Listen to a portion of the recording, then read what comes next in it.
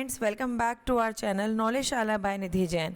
Friends, अगर आप इस चैनल पे पहली बार आए हैं तो चैनल को सब्सक्राइब कर लीजिए और वीडियो पसंद आता है तो वीडियो को लाइक कीजिएगा, कमेंट कीजिएगा। आपको वीडियो कैसा लगता है कमेंट करके ज़रूर बताइएगा। फ्रेंड्स, मैंने अपना JRF मैनेजमेंट में क्वालिफाई किया है। इसके साथ ही मैंने अपना नेट कॉमर्स और मैनेजमेंट दोनों में निकाल रखा है। तो दो अलग अलग सब्जेक्ट्स में नेट JRF निकाल कर मुझे ये बहुत अच्छे से पता है कि इस एग्ज़ाम को कम समय में कैसे अच्छे नंबर लाकर क्लियर किया जा सकता है। तो फ्रेंड्स, अगर आप इस चैनल को सब्सक्राइब करना चाहते हैं तो प्लीज़ सब्सक्राइब कीजिएगा, वीडियो के नीचे कमेंट कीजिएगा और नॉलेजशाला बाय निधि जैन के नाम से हमारा टेलीग्राम चैनल भी है, इसे भी आप ज्वाइन कर सकते हैं, जहां पर आपको डेली अप टू डेट मिलता रहता है वीडियो का। और इसके साथ ही वहां पर मैं आपके लिए PDF नोट्स भी शेयर करती हूं, जिनसे आपको क्विक रिवीजन हो सकता है। आज हम करेंगे strategic analysis, scenario planning, ETOP and porters 5 force model.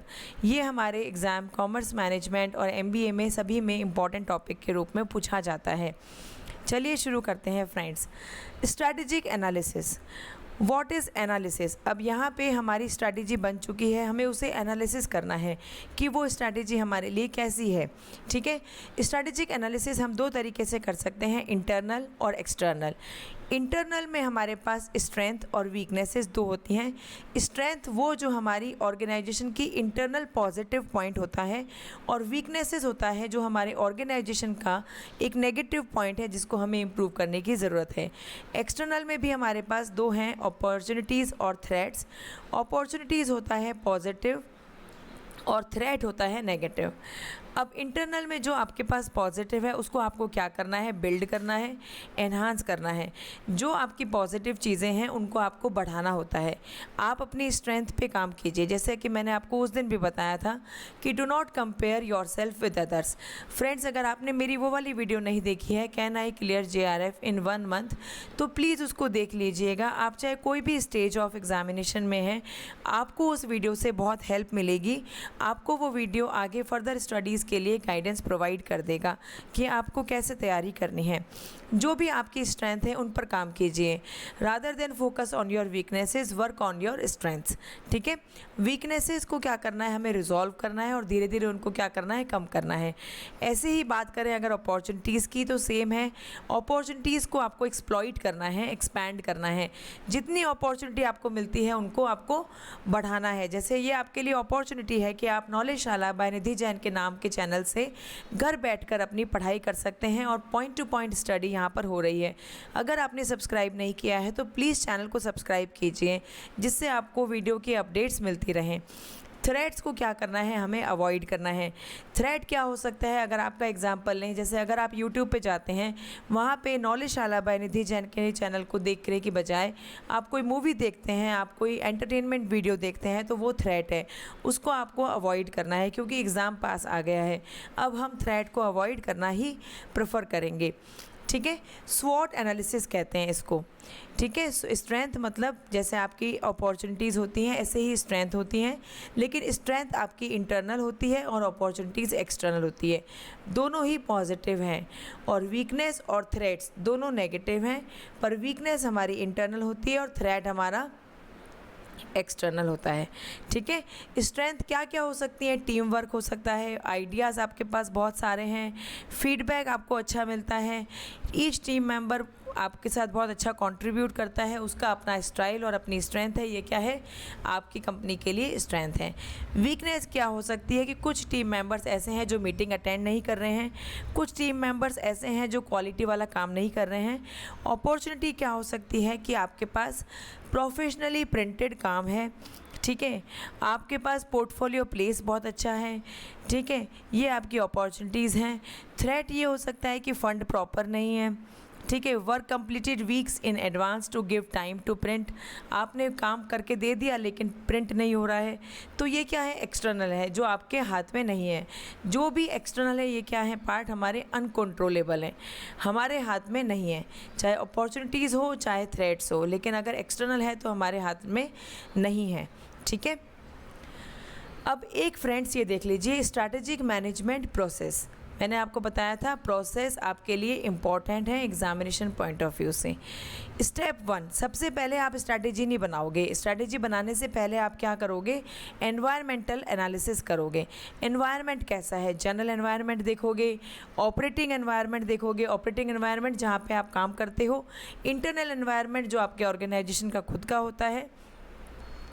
Environmental analysis करने के बाद हम क्या करेंगे, ऑर्गेनाइजेशनल डायरेक्शन इस्टेब्लिश करेंगे कि ऑर्गेनाइजेशन को किस डायरेक्शन में काम करना है।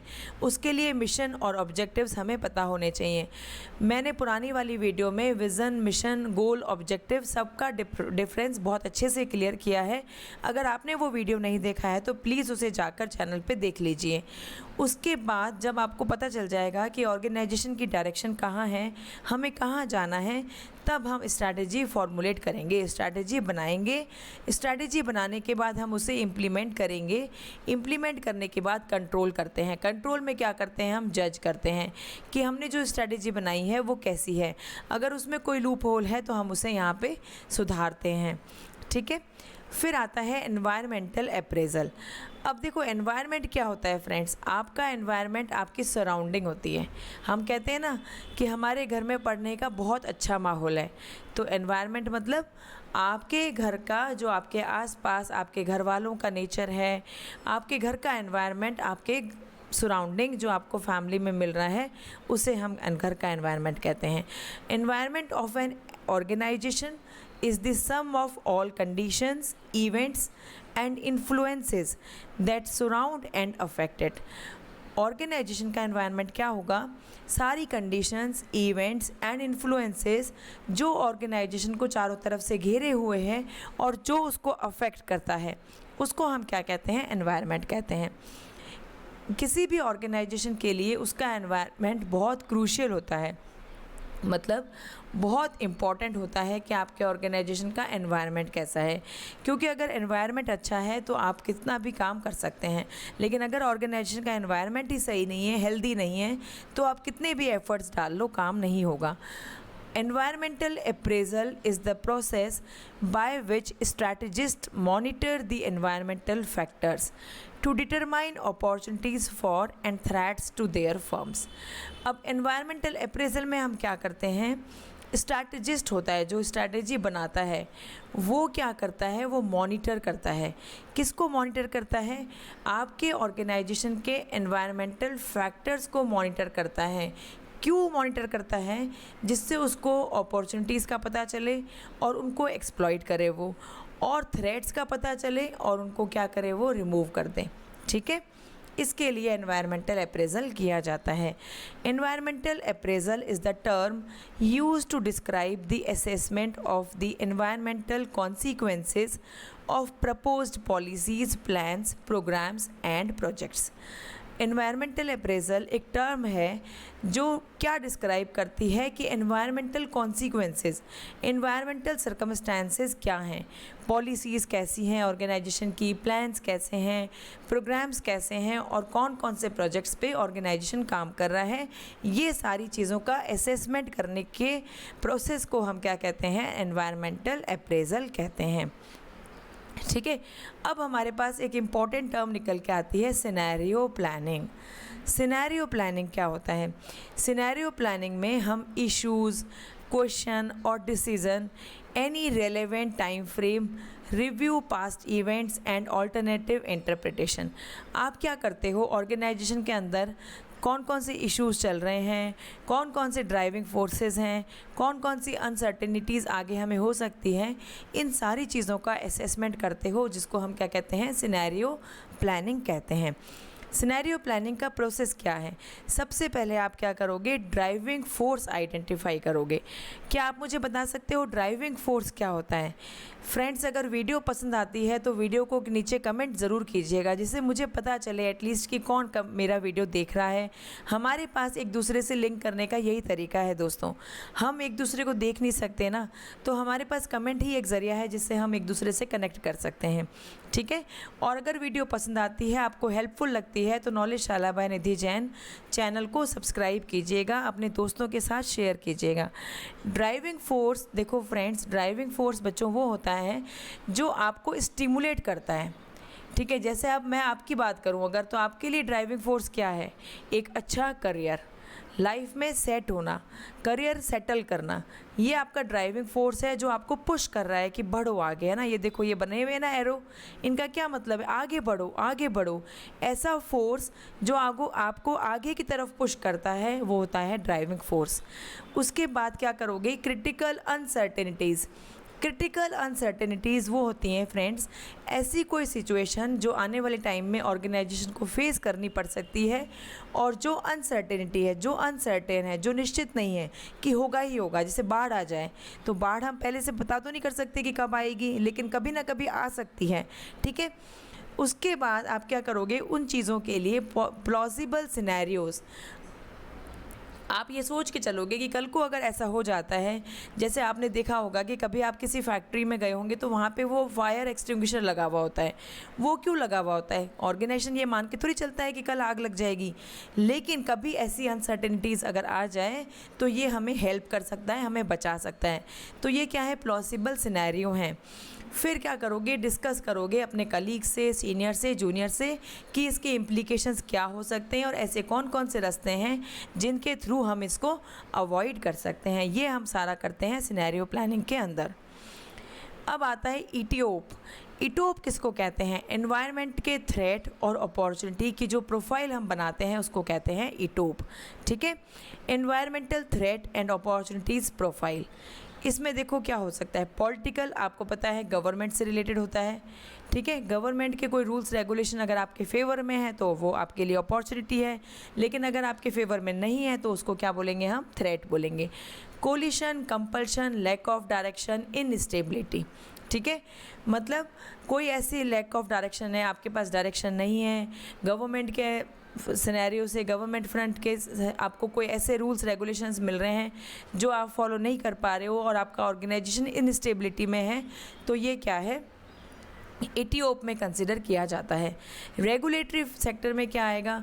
बहुत ज़्यादा कंट्रोल्स हैं, बहुत ज़्यादा रूल्स रेगुलेशन है, डॉक्यूमेंटेशन बहुत ज़्यादा है, हर चीज़ का डॉक्यूमेंटेशन करना पड़ रहा है, तो वो भी एक थ्रेट ही है। लाइसेंसिंग है, रिजर्वेशंस हैं, SSI स्मॉल सेक्टर इंडस्ट्रीज़, ठीक है। सोशल में क्या हो सकता है? लोगों का एटीट्यूड चेंज हो रहा है, लोग नई नई वैल्यूज़ और नॉर्म्स को प्रेफर कर रहे हैं, आइडियाज़ नए आ रहे हैं, आउटलुक लिबरल हो रहा है। तो ये सारी चीज़ें हैं जो इटोप में कंसिडर की जाती हैं, ठीक है।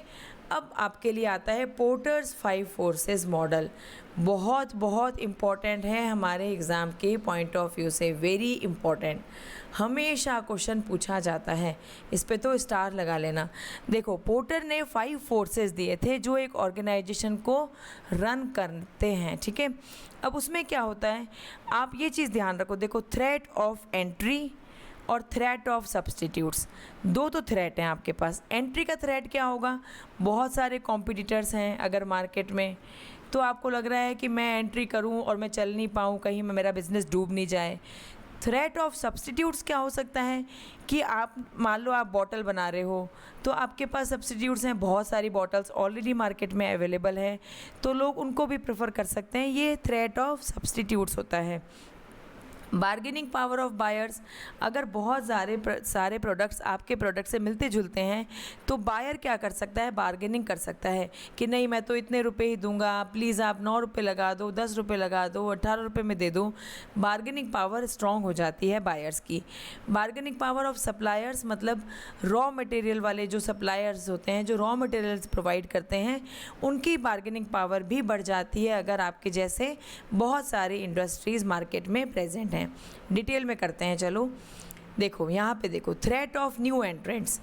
न्यू एंट्रेंट्स का थ्रेट्स क्या हो सकता है? Barriers to entry.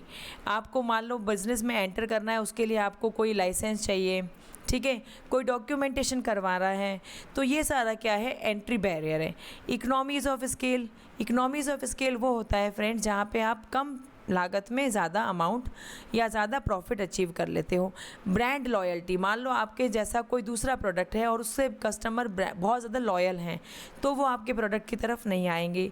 Capital requirements, बहुत ज़्यादा पैसा चाहिए, क्यूमुलेटिव एक्सपीरियंस, बहुत सारा एक्सपीरियंस चाहिए, गवर्नमेंट की पॉलिसीज़, डिस्ट्रीब्यूशन चैनल्स और स्विचिंग कॉस्ट, मतलब अगर आप उस बिज़नेस में एंटर कर लेते हैं तो उसको स्विच करने में आपको बहुत ज़्यादा कॉस्ट लगेगी। तो ये भी एक क्या है, थ्रेट है। थ्रेट ऑफ सब्सटीट्यूट क्या हो सकते हैं? Number of substitutes products available, आपके जैसे बहुत सारे प्रोडक्ट्स मार्केट में ऑलरेडी अवेलेबल हैं, ठीक है। Buyer propensity to substitute, buyer के नेचर ऐसा है कि वो बार बार चीज़ों को चेंज कर लेता है। Relative price performance of substitute, आपका जो प्रोडक्ट है उसके जैसा कि जैसा प्रोडक्ट कम प्राइस में मिल रहा है। Perceived level of product differentiation, लोगों को लगता है कि इसके जैसा प्रोडक्ट है लेकिन वो दूसरा यूनिक है तो वो लोग वहाँ चले जाते हैं, बोर हो जाते हैं, ठीक है। Bargaining power of suppliers, bargaining power of suppliers में क्या होता है, सप्लायर्स बहुत ज़्यादा हैं, सप्लायर का प्रोडक्ट यूनिक है, ठीक है। Bargaining power of buyers, number of customers बहुत ज़्यादा है, कस्टमर का ऑर्डर बड़ा है। डिफरेंसेस बिटवीन कॉम्पिटिटर्स, प्राइस को लेके कस्टमर सेंसिटिव हैं, वो सोचते हैं कि नहीं नहीं हमें सस्ते में मिल जाएगा तो वो भाग जाएंगे, ठीक है। उनकी एबिलिटी है वो स्विच कर सकते हैं, इंफॉर्मेशन उनके पास बहुत सारी है। और एक होता है राइवलरी अमंग कॉम्पिटिटर्स, कॉम्पिटिटर्स के बीच में राइवलरी होना है ना, उनके बीच में लड़ाई झगड़े, नंबर ऑफ कॉम्पिटिटर्स ज़्यादा होंगे तो राइवलरी होगी। डाइवर्सिटी, कॉम्पिटिटर्स अलग अलग तरह के हैं तो राइवलरी हो जाएगी। इंडस्ट्री की ग्रोथ, ब्रांड की लॉयल्टीज़, बैरियर्स टू एग्जिट, अगर आप एग्जिट नहीं कर पा रहे इजीली तो ये भी क्या है, राइवलरी है। इसको फ्रेंड्स आप ज़रूर रिवाइज़ कर लेना, मैं PDF शेयर कर दूँगी, आप इसको ज़रूर रिवाइज़ कर लेना आज की आज। और फ्रेंड्स अगर आपको वीडियो पसंद आता है तो वीडियो के नीचे कमेंट कीजिए, लाइक कीजिए, नॉलेजशाला बाय निधि जैन को चैनल को सब्सक्राइब कीजिए फ्रेंड्स। इसी नाम से हमारा टेलीग्राम चैनल है, उसे भी ज्वाइन करिए, वहाँ पे आपको नोट्स मिलते रहते हैं, वीडियो का अपडेट मिलता रहता है जो आपके एग्ज़ाम की तैयारी में बहुत हेल्पफुल रहेगा। बहुत एफ़र्ट्स लगते हैं फ्रेंड्स, किसी के एफ़र्ट्स को अप्रिशिएट करना एक अच्छी आदत है। तो अगर आपको वीडियो हेल्प कर रही है तो प्लीज़ आप अप्रिशिएट कीजिए, चैनल को सब्सक्राइब कीजिए, टेलीग्राम ज्वाइन कीजिए और वीडियो को लाइक कीजिए। पैनिक मत कीजिए फ्रेंड्स, पढ़ते रहिए, अपना ध्यान रखिए। पैनिक होने से तो जितनी तैयारी हो सकती है उतनी भी नहीं होगी। ध्यान रखिए, पढ़ते रहिए। Bye bye, take care.